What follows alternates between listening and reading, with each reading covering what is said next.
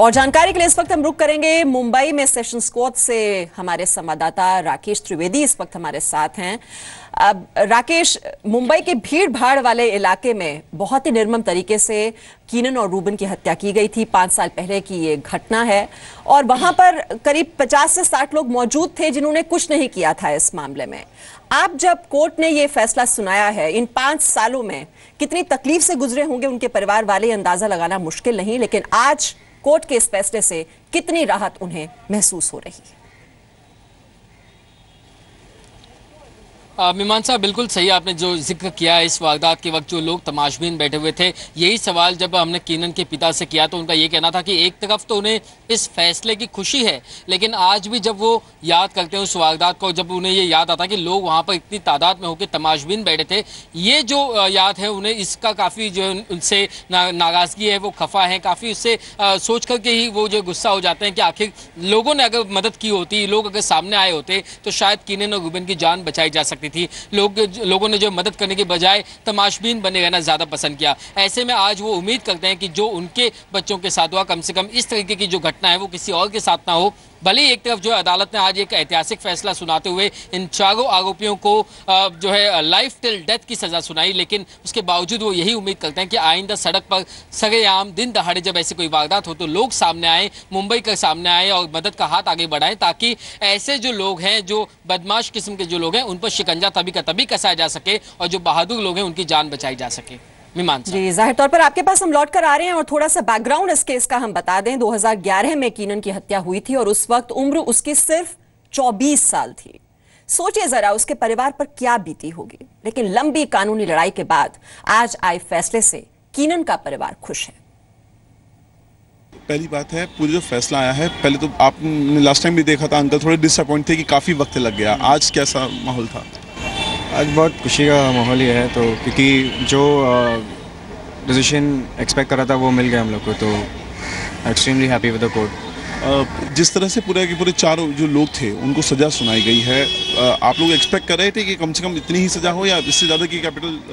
नहीं, कैपिटल तो हम लोग ने कभी एक्सपेक्ट नहीं किया था, क्योंकि रेयरेस्ट ऑफ रेयर केस में मिलता है वो, but we expected life on to that, so that's what we got.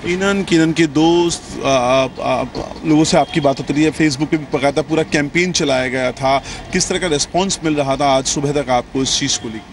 बहुत सपोर्टिव है यार लोग, विदाउट देम मतलब उनके बिना तो केस इधर तक नहीं पहुंचता, तो actually very thankful to all of them कि बहुत अच्छे से सपोर्ट करते हैं। तो मैं उस मूवमेंट के बारे में बात करूंगा जब फैसला सुनाया जा रहा था, आपके और आपकी फैमिली के दिमाग में जैसे ही फैसला सुनाया गया और आपने सुना life imprisonment till death, first impression, first feeling क्या? Tears in eyes.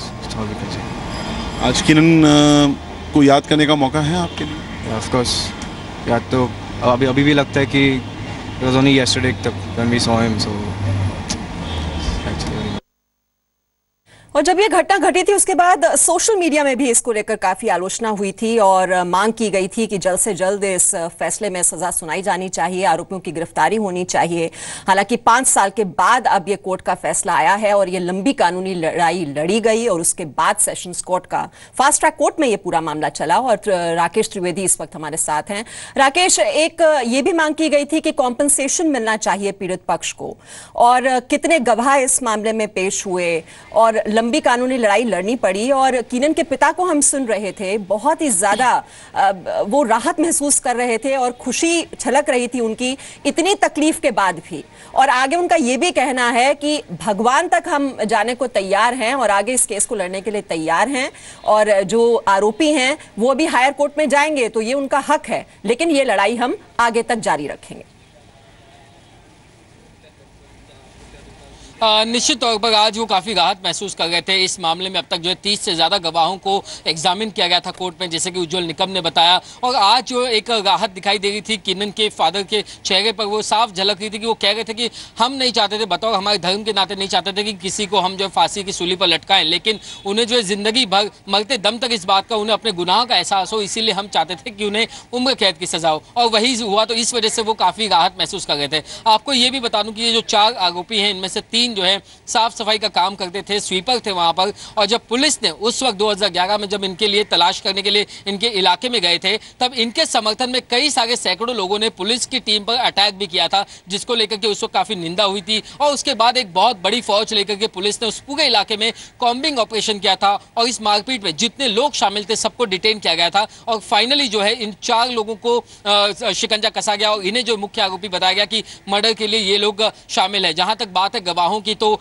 जिस होटल के बाहर ये हुआ वहां पर कुछ वेटर्स थे, एक पान की दुकान थी, वो चश्मदीद था, और जिस चाकू का इस्तेमाल किया था वो एक वहां पर नारियल बेचने वाला जो शख्स था उसके यहाँ से 2 चाकू लाए गए थे, तो वो एक विटनेस था। हथियार बरामद किए गए थे। इस तरीके से ये जो कानूनी लड़ाई है काफी लंबी चली थी और कुछ अहम गवाह भी थे इस मामले में। और खास तौर पर जब 2 लड़कियों की इज्जत को बचाने के लिए बहादुरी दिखाते हुए कीनन रूबिन ने इन बदमाशों का विरोध किया था, उनके साथ लड़ाई की थी, तब खास तौर पर जो है काफी उस वक्त कैंडल मार्च चले थे, सोशल नेटवर्किंग साइट पर कैंपेन शुरू किया गया था। और उसके बाद आज जब ये फैसला आया है तो ये मामला सिर्फ हत्या तक ही सीमित नहीं था, बल्कि महिलाओं के गरिमा और उनके सम्मान से भी जुड़ा हुआ था। और कीनन रूबिन के हत्यारों को सजा दिलवाने में चश्मदीद अविनाश सोलंकी का बड़ा हाथ रहा है। उन्होंने न सिर्फ कानूनी लड़ाई में पीड़ित के परिवार की मदद की, बल्कि दोषियों को सजा दिलवाकर दम लिया।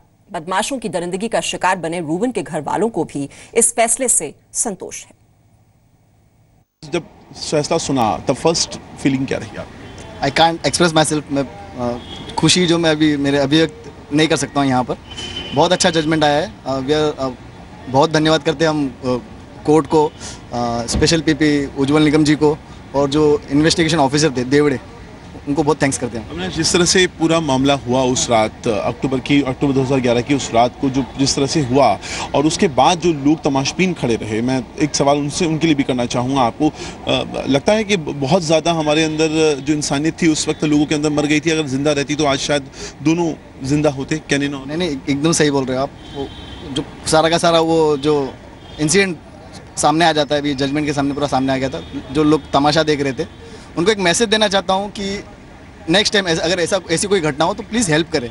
अगर उस दिन उस रात अगर वो लोग हेल्प करते तो शायद कीनन रूबिन हमारे बीच होते आज।